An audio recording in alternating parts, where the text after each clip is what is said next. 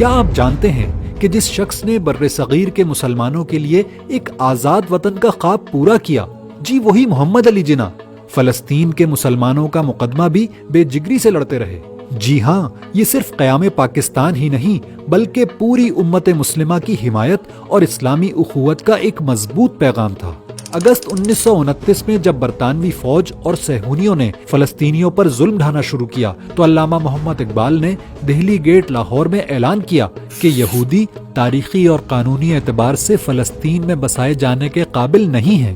صہیونی تحریک سوائے شر کے کچھ نہیں پھیلائے گی۔ اسی برس آل انڈیا مسلم لیگ نے بھی صہیونی مظالم کے خلاف آواز بلند کی۔ 1931 میں اقبال نے خود فلسطین جا کر پین اسلامک کانفرنس میں شرکت کی اور تحریک خلافت کی حمایت کی۔ 1934 میں انجمن حیات الاسلام کے جلسے میں خبردار کیا کہ فلسطین کو یہودیوں کا وطن بنانے کا برطانیہ کا کوئی حق نہیں۔ اسی سال قائد اعظم کی قیادت میں مسلم لیگ نے وائسرائے ہند سے ملاقات کی درخواست دی تاکہ اعلان بالفور اور عربوں کے ساتھ ہونے والی زیادتیوں پر بات کی جا سکے۔ 27 ستمبر 1936 کو عرب ہڑتال کے بعد یوم فلسطین منایا گیا اور پنجاب لیگ نے بھی عربوں سے یکجہتی کا دن منایا۔ اکتوبر 1937 کے لکھنؤ اجلاس میں جناح نے برطانیہ کو وارننگ دی کہ اگر وعدے پورے نہ ہوئے تو نتائج خطرناک ہوں گے۔ 1938 میں دوبارہ یوم فلسطین منایا گیا۔ دسمبر 1938 میں پٹنہ اجلاس میں جناح نے کہا کہ مسلمان فلسطینیوں کی مدد کے لیے ہر قربانی دیں گے۔ مسلم لیگ نے فلسطینی عربوں کو ہیرو قرار دیا اور وہاں کے مفتی اعظم پر اعتماد کا اظہار کیا۔ فلسطینی قائد امین الحسینی نے جناح کی خدمات پر شکریہ بھی ادا کیا۔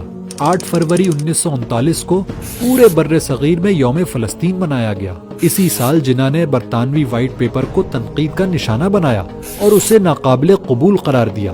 یہ وہی وائٹ پیپر تھا جس میں فلسطین میں یہودی ریاست کے قیام کی راہ ہموار کی جا رہی تھی۔ اسی مقصد کے لیے فلسطین ریلیف فنڈ قائم کیا گیا اور مسلم لیگ نے مشرق وسطیٰ میں ہلال احمر برانچ کو ایمرجنسی ریلیف کے لیے تیار رہنے کی ہدایت دی۔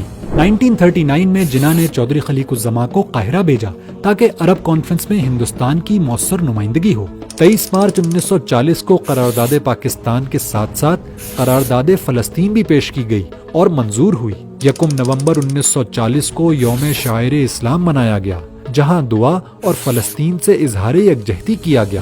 1944 میں جناح نے علی گڑھ یونیورسٹی میں یہودی آباد کاری کے خلاف خبردار کیا اور فلسطینیوں کی حمایت کا وعدہ دہراتے ہوئے امریکی صدر روزویلٹ کو متنبہ کیا کہ اگر یہودی ریاست کے قیام کی کوشش کی گئی تو پوری مسلم دنیا اٹھ کھڑی ہوگی۔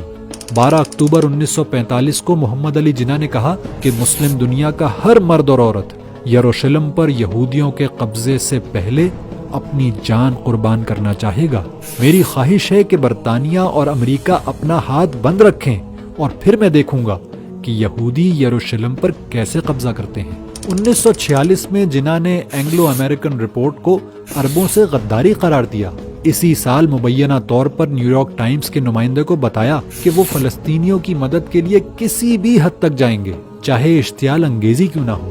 10 مئی 1946 کو یوم فلسطین ایک مرتبہ پھر منایا گیا۔ 1947 میں اسرائیل کے قیام کے خلاف اقوام متحدہ میں ووٹنگ کے موقع پر جناح نے نہ صرف مخالفت میں ووٹ دیا بلکہ بھارتی وزیر اعظم نہرو سے بھی اس پر رابطہ کیا۔ قائد اعظم رحمت اللہ علیہ نے خبردار کیا کہ پوری مسلم دنیا بغاوت کر دے گی۔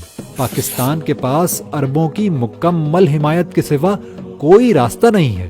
جب اسرائیلی وزیر اعظم بن گوریان نے جناح سے رابطہ کیا تو جناح نے اسے مکمل طور پر نظر انداز کر دیا۔ جناح جانتے تھے کہ یہ اسرائیل کے قیام کی ایک منظم سازش ہے۔ جولائی 1948 کے عید کے پیغام میں جناح نے فلسطین، انڈونیشیا اور کشمیر میں مظالم کی مذمت کی اور مسلمانوں کو اتحاد کا پیغام دیا۔ جناح اور آل انڈیا مسلم لیگ کا موقف صرف سیاسی نہ تھا بلکہ اسلامی مقدسات، مسلم اتحاد اور انصاف پر مبنی تھا۔ آج 14 اگست کو ہمیں خود سے یہ سوال کرنا ہوگا کہ کیا ہم اپنے اس دورس رہنما کے مشن پر قائم ہیں؟ کیا ہم ارض مقدس کے حق میں وہ کردار ادا کر رہے ہیں جس کا تقاضا ہمارے قائد نے کیا تھا؟ یقیناً پاکستان کی بقا کا گہرا تعلق قابض گروہ کے ناپاک عزائم کو روکنے اور مظلوموں کی حمایت سے جڑا ہوا ہے۔